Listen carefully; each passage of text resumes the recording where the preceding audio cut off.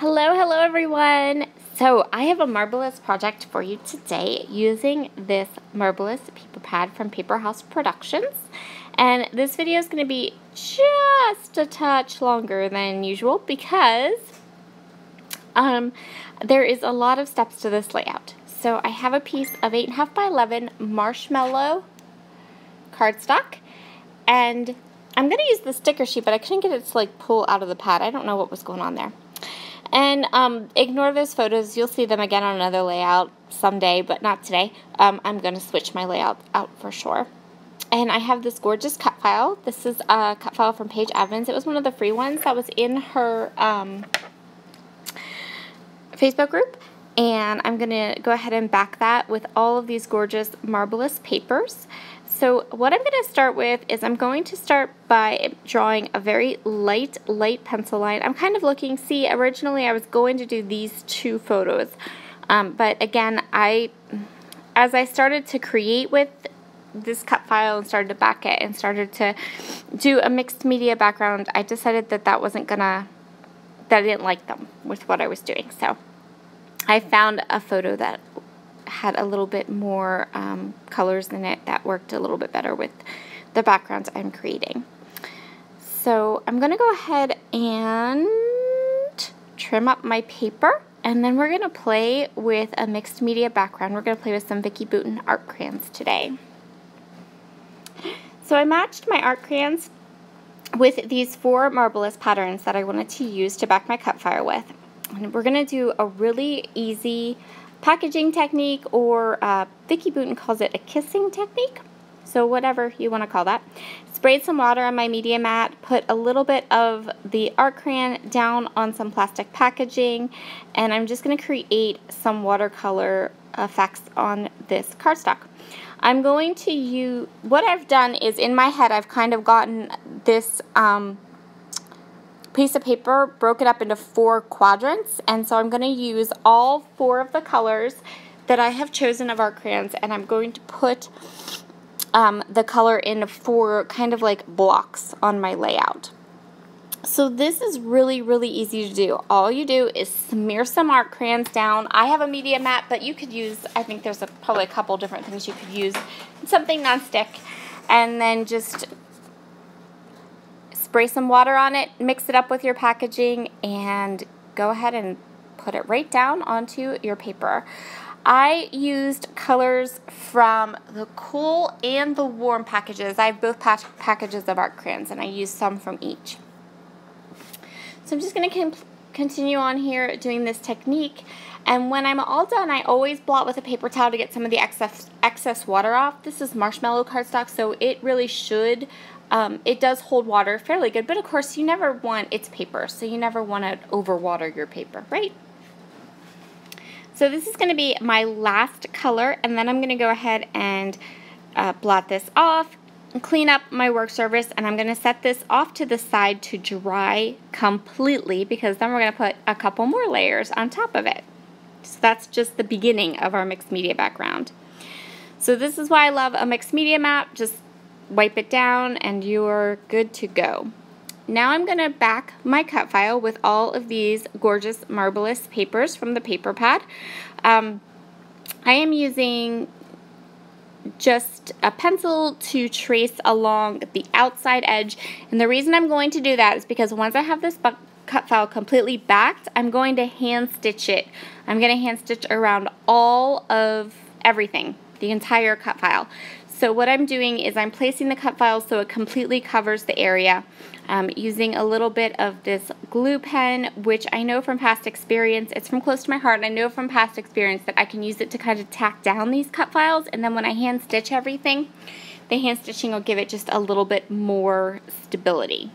And yes, I hand stitched around the entire cut file, including the circle around the edge.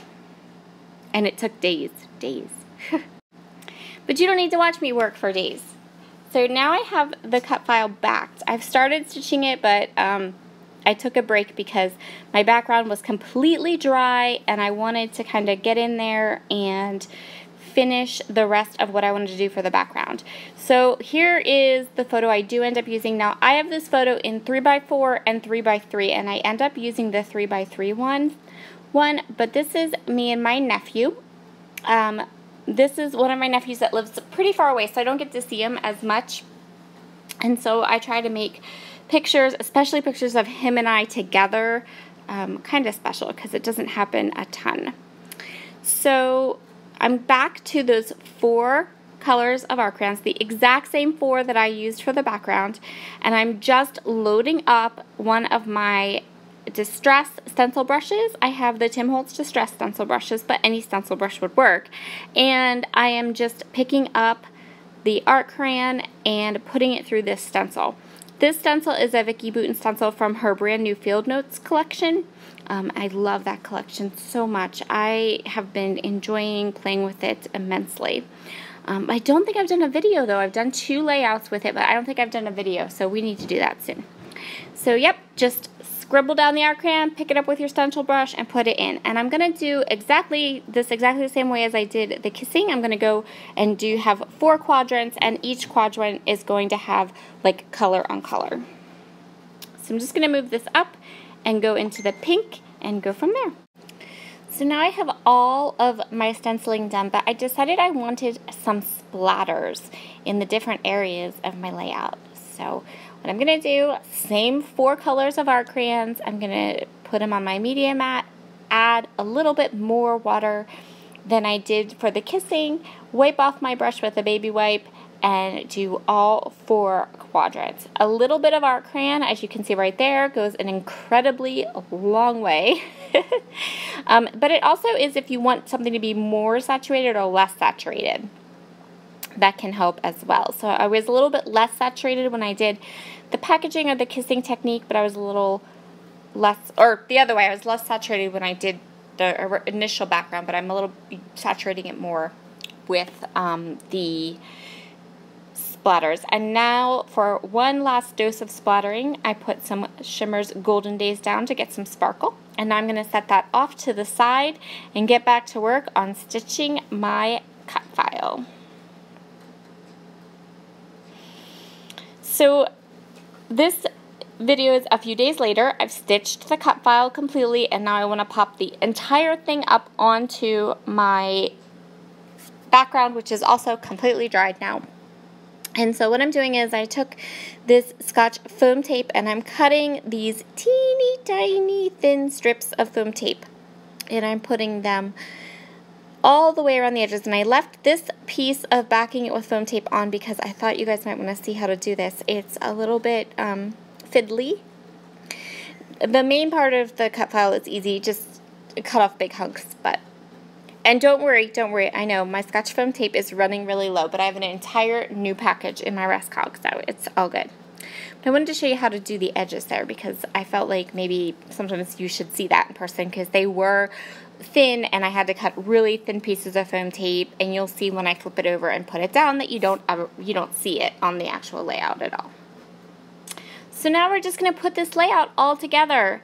There's the photo. I decide on that one, which is the 3x3. It's the same pose that I showed you earlier, just 3x3 instead of 3x4, and I like the way it kind of nestles right in there just a little bit better than the larger photo, and I feel like the colors are perfect.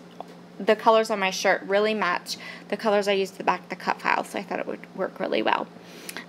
So what I wanted to tell you a little bit about mixed media is this, that these techniques that I showed you to create that background were not supply heavy. You'll notice I used the exact same 4 art crayons for everything I did, and I absolutely love that because minimal supplies, nothing special except water.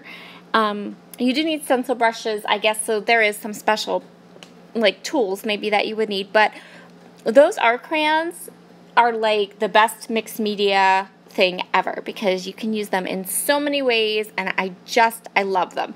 And easy storage, they're fabulous. I've been having ever since I've gotten them, I've just been adoring them. So I definitely would recommend them as someone who doesn't do a ton of mixed media and likes to do things that require like easy cleanup, those are fabulous.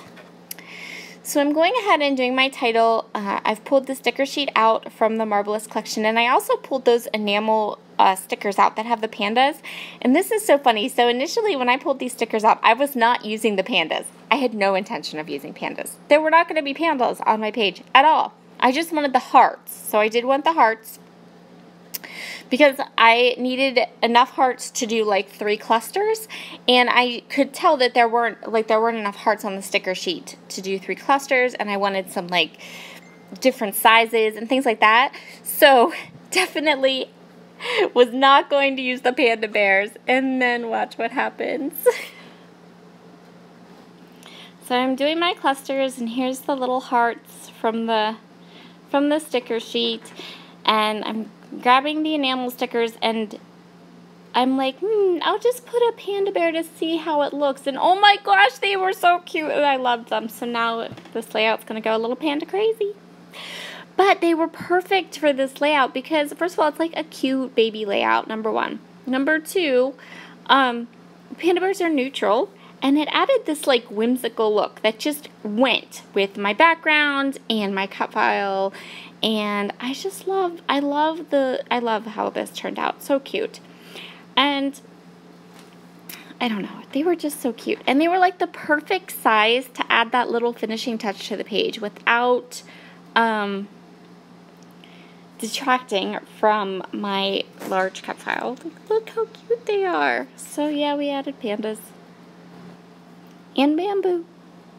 And now I just cut a tag from my label punch, or label from my label punch, and I'm just going to give it a little bit of a pink border, and I'm going to tuck it right in there and add my journaling and the date for this layout, and then trim this up, and that's going to complete this project. Thank you so much for joining me today. I hope you've enjoyed this video and you learned a little bit about mixed media, and also how adorable pandas are. There's a little up close so you can see all the beautiful stitching, and here's a little bit more of that up close stitch work. Have a wonderful day, and I will see you all again very soon.